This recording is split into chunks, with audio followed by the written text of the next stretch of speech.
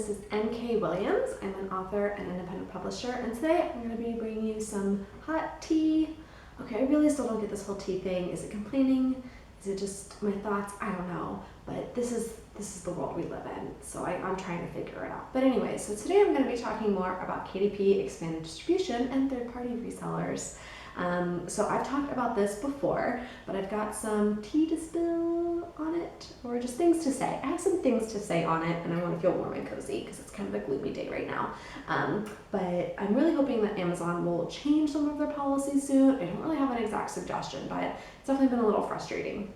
So in the past, I've talked about the expanded distribution option. So third-party resellers on Amazon are a huge reason why lots of side hustlers and entrepreneurs are doing well with Amazon, either with drop shipping or by having their own store on Amazon. So ideally what they're doing is they have an entire business on reselling items on Amazon. So this is something that they've either sourced elsewhere or that's available on Amazon, but they're selling it packaged differently, either at a better price, with better customer service, whatever it may be. And many of you may not even realize when you're buying from a reseller. So when my husband and I went on a hiking trip for one of our anniversaries, I got us the Quelo rings, like those little rubber rings, because I didn't want us to damage our rings, and my husband's ring is tungsten, so like if his finger breaks, they cut off his finger, not the ring. Ugh, it was a really great price, but really scary. So I got us those like jelly Quelo rings for when we're hiking and we're doing active things. So that way we're protecting those pieces of jewelry, but we're also protecting our fingers.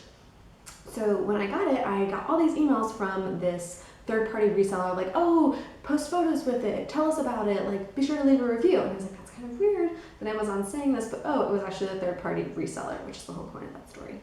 And I've noticed it on other places too, where I'm looking to buy something and I'm like, oh, this is from a different store. So I not only have to check the reviews on the item, but check the reviews on the store. But in general, this is a great side hustle for a lot of people who want to be able to get their products out, whether they're original products or they're reselling products, because everybody goes to Amazon. They own the world. They just do.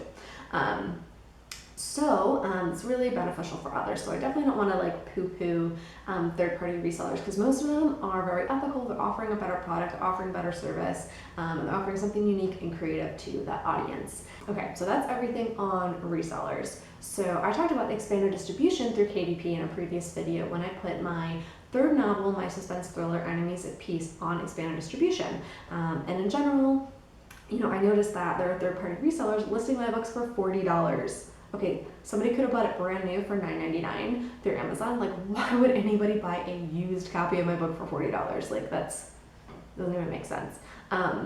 But the button on Amazon still said $9.99 for new, and then right underneath it you could have clicked to look at the other versions that were available for way more expensive. So I'm guessing none of those people made any money, because why would somebody do that? It wasn't autographed, there was nothing special about this version of my book. So I figured people were smart and then just go for the cheaper option. Fast forward to last month, I worked on the Fiology workbook, which I talked about on one of my videos. That came out. It was very exciting. It did really well. It was very exciting. What happened though was that these third-party resellers ordered copies of the book, posted them for resale for a higher price, and then bid on the buy button. So because this book was about helping people with their finances and budgeting, we were very clear to advertise that it was $19.50 and that the proceeds from the book would pay to publish another version that we would donate to somebody else. So this was a charitable give back, not really looking to make money off of it, but looking to be able to help others opportunity. So it was very clear when we were advertising the price that, like, yes, this is a bit more expensive, but it's because you are helping somebody else. So we put the price everywhere. Well, then this third-party reseller buys their copies, they bid on our buy button, and it's showing up as $22. Now, to some people, they're like, well, it's only $3 extra.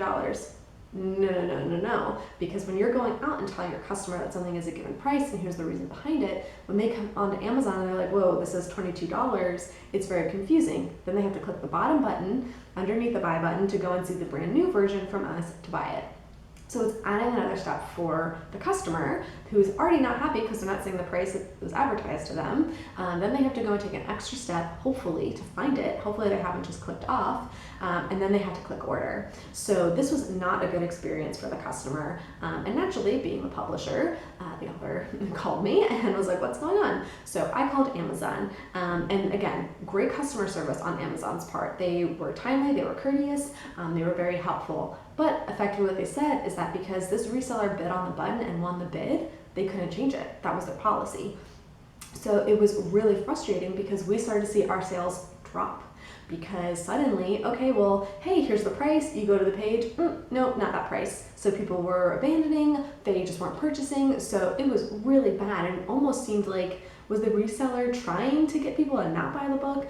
It was not a very good experience. So Amazon actually lost out on business because of this. So not only did David, who was author of the workbook, and myself lose out on people getting this message and helping them with their personal finances, but Amazon lost business. Like, come on, Amazon. Like, how is this your best practice when you're losing money? So my hope is that Amazon will really rethink some of their practices on these third-party resellers and really set some better standards around it, to be able to say like, hey, this isn't going to make sense, we're going to lose money, or to be able to mitigate it, or to be able to say, hey, the original seller has complained, like you need to change something, you need to be able to make that secondary button bigger to say you can still get it for the original price, something. I don't have an ideal solution because I know many people who are doing well and are operating ethically as a third-party reseller, and I certainly don't want them to be hurt by it, but there's also authors on there who are getting hurt by this. So hopefully somebody at Amazon happens across this channel and sees it's an issue and wants to find a solution. So that's it, that's my tea for now. Tea, just thoughts, things on it. So if you have any experiences with either being a third-party reseller or an author who's had this happen to you, please feel free to leave some constructive feedback in the comments below. We can continue the conversation. And if you found this helpful or thought-provoking, please give this video a thumbs up. That helps YouTube to know that this is providing value to you and gets it in front of other authors like us. So now you can get back to writing your book.